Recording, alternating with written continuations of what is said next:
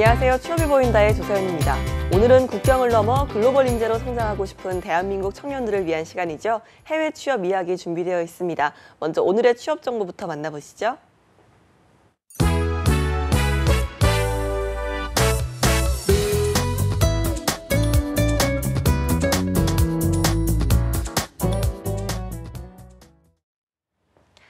네, 안녕하세요. 취업 정보 알려드림의 신샘입니다. 오늘의 대기업 채용 소식입니다.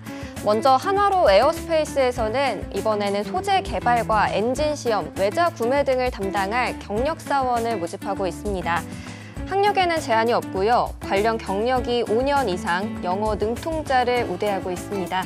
지원서는 12월 9일 오후 3시까지 받습니다. SK하이닉스 시스템 IC에서는 중국의 FAB 건설팀 경력 직원을 채용하고 있습니다. 공학 계열과 상경 계열 학사 이상을 취득한 분과 중국 취업비자 발급에 결격 사유가 없는 분들이 지원 가능합니다. 지원서 마감은 12월 9일 자정까지입니다. 현대자동차에서는 변리사와 자율주행 직무를 담당할 경력 직원을 모집하고 있는데요. 전기와 전자, 공학 계열 학사 이상 학위 소지자와 비즈니스 영어 회화를 구사할 수 있는 분들이 지원할 수 있습니다. 지원서는 12월 9일 자정까지 받습니다. 마지막으로 한진에서는 2019년 일반직 신입사원을 채용합니다. 상경과 법정, 컴퓨터 공학 등을 전공한 대학 졸업자 또는 졸업 예정자가 지원할 수 있고요. 토익이 750점, 탭스가 630점 이상이어야 합니다. 지원서 마감은 12월 10일까지입니다. 이상으로 취업 정보 알려드림의 신샘이었습니다.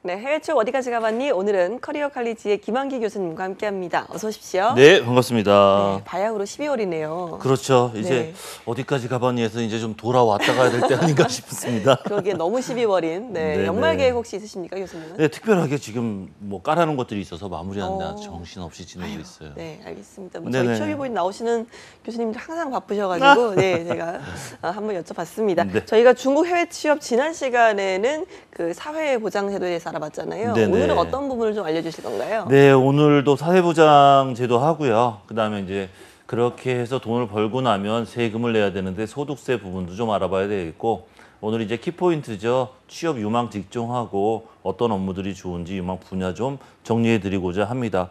제가 볼 때 오늘 이제 중국 해외 취업의 핵심적인 노란자 시간이 아닌가 싶습니다. 보고 계신 분들 채널 고정하시고 끝까지 함께해 주시기 바랍니다. 알겠습니다. 노른자 시간이라고 하니까 더 기다려지는 것 같은데요. 유망 직종 알아보기 전에 저희가 네네. 지난 시간에 출산보험제도 알려주셨잖아요. 그렇죠. 예, 이렇게 좀 사회보험제도가 중국은 좀 상대적으로 잘 갖춰져 있는 것 같은데요. 이런 것들도 혜택을 보려면 어느 정도 보험료를 좀 내야 되겠죠. 네. 외국인들이 가입할 때 내는 보험료는 이제 그 중국 현지에서 내국인하고 동일한 기준을 적용하고 있어요. 고용 단위별로 외국인 취업자가 이제 각각 일정한 부분, 그 단위라고 한다면 이제 보험의 종류라고 생각하시면 되겠어요. 그리고 그 종류별로 조금씩 다르고 지역별로도 기업하고 개인이 부담하는 비율이 조금씩 다릅니다. 네. 표에서 보시는 바와 같이 그 대표적으로 이제 베이징하고 상하이에 대해서 비교를 좀 해드리려고 하는데요. 의료보험 같은 경우를 보시게 되면 기업에서 약 한 10에서 12% 정도 연봉 기준이겠죠. 뭐 그렇고 근로자는 약 2% 정도를 내고 있습니다. 중국 의료보장제도는 사실상 모든 비용을 거의 국가에서 부담하고 있다고 보시면 될 정도고요. 그다음에 이제 산재보험, 공상보험이라고 하는데 이거는 사업주가 모든 금액들 책임을 다 집니다. 산재보험급여에서는 이제 재해가 발생하게 되면 손해가 발생한 금액 전체가 아니라 평균 임금 바탕으로 한 정률 보상 방식으로 지급한다라는 건 이제 좀 기억해 두셔야 하는 사항입니다. 상하이 같은 경우는 이제 사회보험 가입이 의무 사항이 아니에요. 의무 사항이 아니고 선택 사항이기 때문에 사회보장국 해외 노동자 뭐 고용팀 관계자 말을 좀 빌려서 해보자면 사회보장 확대 조치는 이주한 노동자들에게도 상하이에 있는 본토인과 똑같이 안정된 환경에서 일할 수 있는 여건을 제공하자는 취지에서 오픈이 된 거다. 사회보험 가입 여부는 노동자의 자율 사항이다라고 했기 때문에 적당한 비용의 금액을 납입하게 되는 거죠. 요 사회보장제도 보게 되면 베이징 같은 경우는 기업에서 5대 보험을 총 내는 합계 비율이요 약 33% 내외 정도 됩니다. 네. 그런데 이제 피고용인 근로자 입장에서는 10.2 플러스 알파 한 11% 정도를 납입하고 있고요. 상하이는 조금 더 높으네요. 37이 기업, 그다음에 개인이 12% 정도를 납입하고 있습니다. 네. 아무래도 이제 중국 같은 경우는 출산과 관련된 항목이 굉장히 특이한 점을 보이고 있는데요. 베이징에서는 출산하고 산재보험을 각각 이제 0.8, 0.1에서 2%, 뭐 감은 좀 안 오시겠지만 적은 금액들을 납입하고 있고요. 상하이에서는 출산보험 0.8%를 기업에서 전액 납입해준다. 요 정도 항목 정도는 좀 기억해 두시면 좋겠다 싶습니다. 알겠습니다. 그러면 중국에서 일을 하고 있는 모든 외국인 근로자가 이 혜택을 받을 수 있는 거죠? 그렇죠, 그렇죠. 우리나라는 오래됐어요. 중국하고 사회협정, 사회보장협정을 이미 체결해 놓은 상태입니다. 따라서 이제 세 가지 경우가 있는데요. 외국인 취업증이나 거류증 취득하고 합법적으로 중국 내에 취업한 사람 하나. 두 번째, 중국 내에 있는 고용주, 이제 한국이나 중국 법인 내의 고용주가 직접 고용하는 외국인 네. 둘. 마지막 세 번째가 해외 기업이 중국으로 파견했어요. 그래서 등록한 지점이나 사무소에서 근무하는 외국인이면 누구나 가입할 수 있습니다. 알겠습니다. 아무래도 또 현지에서 돈을 받고 일을 하는 거니까 네. 소득세도 내야 될 것 같거든요. 그렇죠. 세금 내야죠. 세금 안 내는 게 반드시 좋은 것만은 아닌데 여하튼 중국 같은 경우는 2019년 내년이네요. 1월 1일자로 새로운 개인소득세법을 적용하게 됩니다. 그래서 개인소득세를 납부하셔야 되는데요. 기존의 중국 개인소득세는 과세 금액을 산출할 때 기본 공제 항목만 했어요. 중국 사람들은 3,800위안, 외국인들은 4,800위안을 공제했었는데요. 요거 통일시켜서 세부담 경감하고자 하는 뭐 그런 취지에서 내국인, 외국인 구분 없이 5,000위안으로 인상 조치했습니다. 네. 그러니까 중국 개인소득세는 급여 소득에 따라서 과표 구간이 7개 구간으로 나눠져요. 그러니까 최저는 소득의 3%, 그리고 최고는 45%까지 누진 과세되고 있습니다. 계산 방식 굉장히 복잡하기 때문에 어떻게 내야 되느냐 물어보시긴 계산하기보다도 강조해드리고 싶은 부분이 하나가 있는데 복리후생비를 급여에다 포함시켜서 받지 말아라 라는 말씀 한마디는 드리고 싶으네요. 복리후생비를 급여에 포함시키지 말라고 하셨는데 네. 그럼 이 복리후생비에는 어떤 것들이 포함되는 걸까요? 중국 세무당국에서는 이제 급여 기준으로 과세를 하기 때문에요. 급여가 많아지면 세금을 많이 내게 됩니다. 높은 구간에 세율 적용받을 수밖에 없는 거고요. 그래서 소득세를 조금 절감해서 내고 싶다라고 고려하시는 분들은 비용화되는 비용, 복리후생비가 비용이거든요. 그 비용화되는 그 항목을 급여에 포함시켜서 받지 말고 구분해서 별도로 받아라. 그러면 연봉 수준은 낮겠지만 실제 수령하는 금액들은 늘어나는 거니요. 항목으로 보자면 생활보조금 항목으로 지급되는 게 있어요. 주택보조비, 식대, 세탁비 보조비 등과 같은 생활보조금이 있고요. 그 외에 이제 이사할 때 이사 비용, 가족이나 친지를 방문할 때 들어가는 항공료라든지 이런 비용, 그다음에 현지에서 공부하는 어학 교육비 본인에 해당되는 거, 그리고 자녀를 동반했을 경우에 자녀 교육비 이런 것들은 복리후생비로 다 포함되어 있는 건데 급여로 자칫하면 들어가기가 쉽거든요. 이런 것들을 급여 항목에서 제외하고 회사에서 비용 처리하게 되면 회사에서도 또 이제 법인세를 내는 그 세율이 좀 낮아지기 때문에 양자가 다 좋은 거 아닌가라고 생각이 듭니다. 네, 만약에 이런 내용을 모르고 복리후생비를 급여에 포함시켜서 받았다면 네. 나중에 좀 돌려받는 방법도 있을까요? 그럼요. 합리적으로 돌려받을 수 있죠. 우리나라 같은 경우도 그렇죠. 세금 일단 원천징수하고 여러 가지 공제 비용들을 계산한 다음에 연말정산 받고 이렇게 하지 않습니까? 만약 이런 걸 깜빡하고서 복리후생비를 급여에 포함시켜서 그냥 세금을 냈다라고 하는 경우는 관련 증빙 서류들을 좀 잘 챙겨서 모아주시기 바랍니다. 그래서 개인소득세 공제 신청을 하시면 특정한 금액들을 돌려받을 수가 있습니다. 다만 증빙 자료가 분명하셔야 됩니다. 증빙 자료 없으면 다 누락되니까요. 하지만 취업이 보인다 코너 열심히 시청하시는 그런 우리 시청자분들은 알고서 취업하실 테니까 처음에 회사 관계자하고 연봉 협상을 하실 때 어떤 것들이 기본 임금이며 어떤 것들이 복리후생비에 들어가는지를 좀 구분하셔서 분리해서 연봉 계약서 체결을 하시는 뭐 충분히 하시리라고 믿습니다. 알겠습니다. 이런 것도 좀 꼼꼼하게 따져봐야 나중에 좀 손해보지 않도록 네. 해야겠네요. 자, 소득세 관련 사항까지 알아봤는데요. 이번에는 아까 말씀하셨잖아요. 오늘의 노른자 시간, 네. 하이라이트 시간, 예, 네. 유망 분야에 대해서 좀 알아볼 텐데요. 일단은 해외 취업을 하기 전에 살펴봐야 될 것들이 일단 중국 현지에 네. 얼마나 많은 한국인들이 진출해 있는가부터 좀 알아봐야 유망 분야에 대한 감을 좀 잡을 것 같거든요. 그렇죠. 전체 현황이 머릿속에 있어야 이제 내 포지션이 얼마나 되는지를 보실 수가 있습니다. 대통령 직속으로 있는 청년위원회 자료에 의하면 한국인이 해외 취업 현황을 보게 되면 1998년도 IMF 직후인 그 해부터 2016년까지 약 20년간 통계를 뽑아봤어요. 중국이 5,500여 명으로 가장 많습니다. 그 다음이 일본이고요. 5,100여 명. 그 다음에 호주가 많다 그러는데도 2,500, 2,600명 정도가 됩니다. 그 다음에 캐나다에도 한 2,700명 정도 되고요. 미국 굉장히 많이 가는 건데 2,000명 좀 안 됩니다. 1,850명으로 나타났습니다. 알겠습니다. 그렇다면 어떤 직종에 주로 취업을 하는지도 궁금하네요. 이제 중국으로 좀 집중을 해서 보자면요. 한국 기업들이 중국에 많이 진출되어 있는 그런 기업들 보게 되면은 제조업이에요. 제조업 중에서 가공무역을 통해서 중국을 생산 기지로 활용을 하는 그런 기업들이 많이 들어갔고요. 근데 2010년 이후로 조금씩 바뀌기 시작했습니다. 중국 내수 시장이 굉장히 확대되기 시작했어요. 그래서 중국 내에서 내수 시장이 확대되다 보니까 서비스업하고 유통 분야가 급부상하게 됩니다. 한국 기업 진출도 굉장히 증가하는 추세고요. 표시에서 보시는 바와 같이 이제 한국산업인력공단에서 조사한 자료 보면 2014년부터 16년까지 사무 서비스직에 진출한 한국인이 412명으로 가장 많습니다. 네. 사무직, 서비스직. 그 다음으로 이제 전기전자, IT, 그리고 기계금속 등 직종에 많이 진출한 것으로 확인할 수가 있습니다.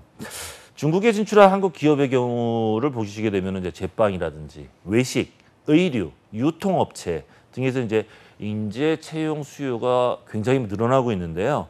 중국과의 문화 차이가 그 원인으로 보고 있는 반면에 이제 한국인을 선호하는 그 선호도가 굉장히 높아지고 있는 추세라고 말씀드릴 수 있습니다. 알겠습니다. 그런데 좀 걱정되는 게요. 저희가 최근에 사드 문제도 그랬고요. 네. 중국 현지에 있는 한국 기업이 철수를 하고 막 이런 기사를 굉장히 많이 접했는데 그러다 보니까 중국 현지 해외 취업 좀 힘들지 않을까 이런 우려도 있거든요. 여기에 네. 대해서 좀 어떻게 생각하시는지요?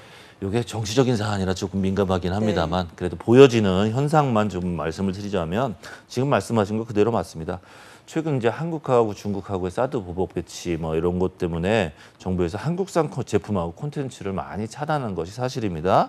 그리고 산업에 굉장히 마이너스 요소로 작용되고 있었는데 이런 것들을 보게 되면은 단기적으로 보게 되면 한국인들이 중국으로 진출하는데 조금 제한 요소가 존재하는 것도 사실입니다. 중국 해외 취업자 수는 이제 2014년도에 138명 정도로 조사됐고요. 2016년도에는 218명으로 조사가 됐는데 이제 소폭으로 오름세를 보이고 있어요. 전체 해외 취업자 수 대비해서 중국으로 취업한 사람들의 비중을 보게 되면 이것도 좀 줄어요. 8.2, 6.8, 4.5% 이렇게 추락을 하고 있는 네. 그런 추세입니다. 하지만 이제 이런 거에서 좀 염두에 두셔야 될 건 아예 중국하고 이런 문제가 있으니까 우리는 중국으로 가면 안 되겠다라고 접어놓으시는 건 안 좋을 것 같고요. 중국의 성장 가능성은 여전히 존재합니다. 예. 그리고 그 산업들의 부족한 인력군이 무엇인지 이걸 공략하신다면 얼마든지 좋은 포지션으로 취업 문을 열 수 있다라고 판단됩니다. 그리고 또 이제 중국에서 외국인 전문가국이 새로운 외국인 허가제도 도입했다고 말씀드렸지 않습니까? 예, 요 제도를 잘 활용하시면 한국인 취업 비자 발급 진행 사항도 굉장히 많이 변경됐고요. 그다음에 변경된 그 제도에 따라서 외국에 있는 우수 인재들 많이 채용하고 싶어 하고 또 현지에서 공부하고 있는 유학생들 이런 분들한테는 자격이나 포지션이 많이 열릴 수 있기 때문에요. 그런 부분들은 좀 염두에 두시고 콕콕 집어서 집중해 보실 필요가 있습니다. 알겠습니다. 그럼 이런 모든 상황들을 좀 종합적으로 고려를 했을 때 중국에서의 유망 취업 직종은 어떤 게 있을까요? 네네. 쭉 불러드리겠습니다. 금융업 좋고요. 뭐니 해도 IT 그리고 소프트웨어 유망합니다. 또 이제 연관돼서 화장품이나 관련 산업들도 유망하고 패션 산업 좋습니다. 그리고 교육과 의료 서비스업 또한 굉장히 선호되고 있고요. 마지막으로 이제 기타 서비스 산업 이쪽은 굉장히 유망하다고 보시면 되겠습니다. 예, 뭐 두루두루 많은 분야의 산업들을 말씀해 주셨는데 네. 그럼 가장 처음으로 말씀해 주시는 금융산업부터 좀 살펴볼까요? 네네, 길지만 좀 핵심적으로 말씀을 좀 드려볼게요. 예. 중국 경제 성장하고 있는 거 아시죠? 그리고 금융 분야가 선진화되고 있기 때문에 지금 정부에서도 적극 추진하고 있거든요. 이 금융권 분야의 외국인 전문가 수요가 증가하고 있습니다. 특히 이제 시진핑 시정부 차원에서 2016년에서 2020년까지를 13차 5개년 경제개발 계획 실천 방향으로 언급해 드렸었는데 1대1로 원벨트 원로드라고 해서 새로운 실크로드라든지 이런 정책들을 추진하고 있는데요. 이 정책의 핵심적인 사항 중에 하나가 AIIB라고 아시아 인프라 투자은행 예. 이런 걸 고려해서 아시아 영내 경제권 개발을 위해서 굉장히 자금 조달도 많이 하고요. 프로젝트 개발도 많이 하고 금융을 제공하는 계획을 추진하고 있거든요. 국내 금융사는 이런 걸 내용 다 압니다. 그래서 이 비롯해서 외국 금융사까지 중국 진출이 열심히 지속적으로 이루어지고 있기 때문에 중국 내에서 금융업 분야에서는 외국인 금융 전문가 취업 보다 확대될 여지가 충분히 있습니다. 네, 사실 지난 시간에 상하이가 금융도시라고 말씀해 주셨지만 네. 사실 한국에서 해외 취업을 고려를 할 때 금융업을 고려를 하신 분들은 홍콩이나 뭐 싱가포르도 많이들 많이 생각하시잖아요. 가시죠. 그런데도 불구하고 중국에서 첫 번째로 금융업을 추천하시는 이유가 또 있을까요? 중국 주요 도시 하면은 이제 베이징, 상하이 들 수 있고요. 광저우하고 심천 이런 데인데요. 이 지역들에는 중국 국적은행 상당히 많습니다만 국내 금융사, 많은 해외 금융사가 진출해 있습니다. 하지만 이제 중국 진출 국내 금융사를 포함해서 중국의 다수 금융사들은요, 모두 이제 중국 내수 시장을 목표로 하고 있어요. 점유율 확대를 좀 크게 고려하고 있어서 스펙이 좋은, 능력이 뛰어난 그런 분들을 선호하는데 약점이라고 한다면 이제 중국인들을 선호하고 싶어 한다는 거예요. 네. 뛰어난 중국인 이런 사람들을 바라보고 있어요. 연봉 같은 경우도 약 3에서 4천만 원 수준으로 국내 금융사와 비교할 때 이제 약간 높거나 비슷한 수준이거든요.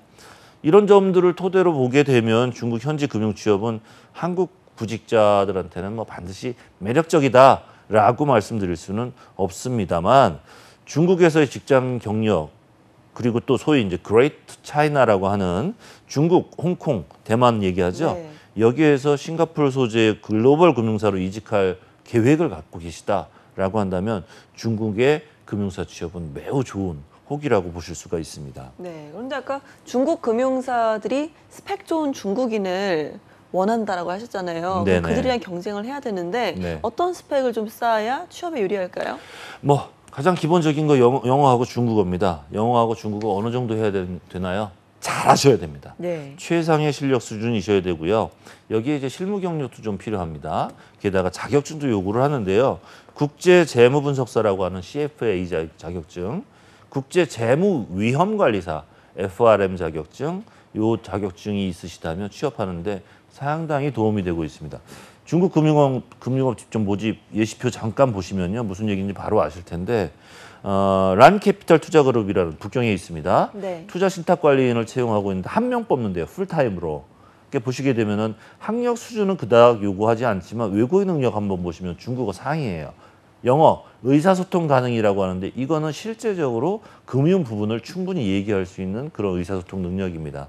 자격증은 ACCA, CFA 자격증 보유자 우대합니다라고 명시할 정도입니다.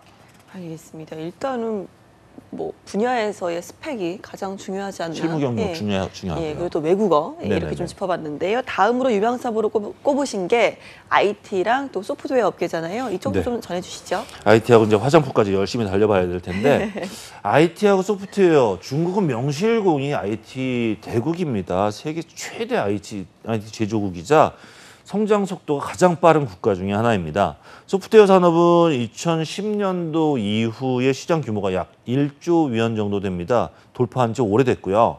GDP에서 차지하는 비중하고 뭐 고용 규모라든지 인력, 영향력 꾸준히 증가하는 추세입니다. 특히 최근에 시진핑 정부에서 신성장 동력 육성 및 기존 산업하고 기업의 경쟁력을 강화하겠다라고 하면서 첫 번째로 런칭한 게 기존 인터넷 산업에다 인터넷을 적용하는 인터넷 플러스 정책을 내세우고 있습니다. 네. 그래서 IT 산업 전략 육성지로 꼽힌 데가 이제 심천과 상하이를 들 수 있는 거죠. 알겠습니다. 아무래도 이 분야 같은 경우는 굉장히 폭발적으로 성장을 하고 있잖아요. 그러다 네. 보니까 내수 인력뿐만 아니라 외국인 근로자에 대한 수요도 점점 더 늘어날 것 같거든요. 당연하죠. 중국 IT 인재 채용은요 100만 명이 넘고 있습니다. 100만 명 상회하는 수준이고 계속 증가할 거라고 전문가들 내다보고 있거든요. 특히 하드웨어 쪽보다는 소프트웨어 쪽이 좀 강한 것 같아요. 그리고 네. 지속적인 성장세를 보이고도 있는데 고용 규모도 따라 올라갈 것으로 판단됩니다. 이제 문제는 중국 비롯해서 다수의 개발도상국들에서 IT 산업 인재들을 굉장히 많이 육성을 했어요. 교육시키고 훈련해서. 그러면서 저렴한 인건비를 내세우면서 우리 인재 좋다라고 소프트웨어 개발자들을 많이 양성해서 중국 쪽으로다가 일자리 쪽으로다가 내보내고 있기 때문에 사실 이제 좀 축소되고 있는 그런 것이 문제가 되고 있습니다. 이제 과거같이 IT 분야 취업이 좀 다소 수월하지만은 않을 것이다라는 것은 참고하시고요. 하지만 이제 국가들이 저렴한 인건비로 인력을 양성해서 막 투입을 한다고 해서 물론 사람들의 포지션은 좀 줄어들 수 있습니다만 퀄리티를 한번 보셔야 돼요. 그렇게 양성된 인력들이 가지고 있는 능력들은 초급 개발자 수준입니다. 그렇기 때문에 차별화되는 고급 기술을 배우고 익혀서 중국 쪽으로 틈새 시장 공략해 본다면 얼마든지 승산이 있다고 보여집니다. 거기에다가 국내 IT 기업이 중국 진출 계속되고 있고요. 그런 기업들에서 이제 중간 관리자라든지 또 경영 지원을 위한 한국인 수요가 또 필요로 하고 있어요. 이런 것들은 기회 요인이라고 볼 수 있습니다. 알겠습니다. 전문직이기 때문에 일단 그렇죠. 역량부터 키우는 게 가장 맞습니다. 중요하지 않나 옳습니다. 생각이 네. 듭니다. 자, IT 소프트웨어 산업 분야에 취업할 때 유망 직종 또 필요 역량도 좀 말씀해 주시죠. 네네. 표를 보시게 되면 중국 IT 기업 취업 유망 직종은 크게 IT 전문가 분야하고요. 기타 지원 분야라고 IT 쪽도 나눠집니다. IT 전문가 분야 보게 되면 이제 프로그래머, 엔지니어 개발자, 기획자, 웹 디자이너 등을 들 수가 있는데 포지션에 같은 경우는 경력직들을 많이 선호하고 있어요. 그다음에 일정 수준 이상의 프로그래밍 언어를 좀 잘 다루셔야 되는데 마이크로소프트라든지 시스코, 선 등에서 이제 일정한 해당 분야 자격증을 요구하고 있고요. 유창한 영어 실력도 채용에 굉장히 도움이 되고 요구하고 있습니다. 다만 이제 이런 기업들 같은 경우는 중국어 실력은 상대적으로 조금 좀 중요도가 낮게 예. 됩니다. 실무 능력 위주로 인재를 뽑고 싶다라는 소리죠. 다음으로 이제 중국 진출 국내 기업이에요. 국내 기업의 경우에 기타 지원 업무 분야가 있는데요. IT 기술 지원 등의 경우에는 필수 조건은 특별하지는 않지만 1년 정도는 경력이 있는 사람이면 좋겠다라는 경력직을 좀 선호하고 있고요. 영어, 중국어 실력이 우수할수록 조금 가점을 줘서 우대하는 그런 경향이 있기는 합니다. 알겠습니다. 그런데 이 IT나 소프트웨어 업계 하면 가장 좀 손꼽히는 것들이 높은 임금이잖아요. 이런 그렇죠. 것도 좀 중국에서 기대할 수 있을까요? 예, IT 국내에서 근무하시는 분들하고도 얘기를 해왔는데 과거에 연봉들 어떻게 많이 받으셨는데 요즘에는 더 좋아진 것 같아요? 네. 라고 물어봤더니 아, 과거나 네. 지금이나 비슷하게 많이 비슷하다? 받습니다. 이렇게 해요. 아니, 예전에도 많이 해줬고 그렇죠. 지금도. 비슷하다가 아니라 비슷하게 많이 받고 있습니다. 이렇게 얘기하더라고요. 네. 네, 중국도 마찬가지입니다. 전문가 집단의 경우에는 경력 등에 굉장히 차이를 많이 보이고 있습니다만 소프트웨어 개발자 초임 같은 경우는 약 6천만 원, 한화로 6천만 원 정도 달하고 있습니다. 적은 거 아니죠? 거기에다가 중국 현지에서 거주해야 되기 때문에 주거비 지원해 주죠. 필요한 교육비까지 지원해 주는 이런 복리적인 혜택도 있습니다. 네. 2017년 기준으로 서울 소재에 있는 IT 기업에서 소프트웨어 개발자들이 연봉을 얼마나 받나라고 조사를 해봤더니 약 5천에서 7천 정도라고 조사된 점을 고려해 보면 뭐 상당히 높은 수준이라고 보여지죠. 중국에서도. 반면에 이제 기타 지원 분야에서 근무하실 분들은 급여 체계가 굉장히 높지는 않습니다. 약 1,800에서 2,400만 원 정도 수준이어서 국내하고 큰 차이는 안 보여줍니다.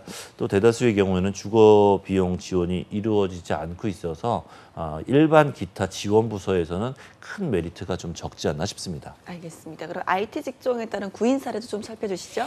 네네. 역시 중국 북경에 있는 레드햇이라는 회사입니다. 테크니컬 서포트 엔지니어를 찾고 있고요. 정규직인데 역시 뭐 대졸 이상 자격에다가 해당 학과들을 전공하면 좋다. 또는 관련 기술에 대한 부분을 전공하면 좋다라는 건데 경력 부분 한번 보시게 되면 3년 이상이에요. 그리고 리눅스하고 유닉스에 대한 깊은 이해와 지식, 이건 잘 다뤄야 된다는 소리입니다. 또 프로그래밍 언어, C 언어라든지 파이썬이라든지 자바 같은 건 기본적으로 잘 알아야 되고요. 맨 밑에 보시면은 고객과의 원활한 커뮤니케이션 능력이라고 하면서 외국어, 영어를 상급으로 해야 됩니다. 라고 이렇게 표기할 정도로 영어에 대한 그런 니즈가 강한 직종이라고 볼 수가 있습니다. 알겠습니다. 이건 IT 전문가 직종이고 그렇죠. 다른 직종도 있죠? 기타 지원 직종 같은 경우는 뭐 특별히 전산이나 IT 기술 지원인데요. 정규직은 맞고요. 전문대설 이상이면 가능하신데 IT 지식이 좀 풍부한 사람들이면 좋겠다라고 하고요. 1년 이상 근무 좀 해봤으면 좋겠다. 영어는 상급 수준이라고 하는데 최상급은 아니고요. 커뮤니케이션하고 서류 정도 문제없이 읽을 수 있는, 작성할 수 있는 그 정도 선이면 충분합니다. 알겠습니다. 저희가 오늘 화장품까지 짚어주신다고 했는데 시간 바쁘네요. 관계상 네네. 저희가 IT랑 소프트웨어까지 들어봤습니다. 네. 이거는 다음 시간으로 넘어가도록 하고요. 저희가 네. 다음 시간에 좀 어떤 부분들 더 살펴볼까요? 다음 시간 뭐 요거부터 연결해서 갈까요? 저 화장품 산업 뭐 간단한 거지만 그거 부분 말씀을 드리고요. 그다음에 중국에서 별도로다가 아까 말씀드렸던 서비스업이나 교육 산업 이 분야까지 좀 말씀을 드리면서 전체적인 중국에 대한 그런 말씀을 좀 맞춰볼까 합니다. 아마 다음 주에는 제가 못 만나지 않을까 싶고 네. 그 다음에 18일 날 만나게 될 것 같은데 네. 12월에 대단원을 18일 날 마무리하는 중국으로 마무리하게 되겠네요. 알겠습니다. 아니 뭐 이번 연말에 바쁘시다고 하시더니 역시나 저희는 다음 주 말고 그 다음 주에도 뵙는 걸로 하도록 네네. 하겠습니다. 오늘 함께해 주신 커리어 칼리지 김한기 교수님 고맙습니다. 고맙습니다.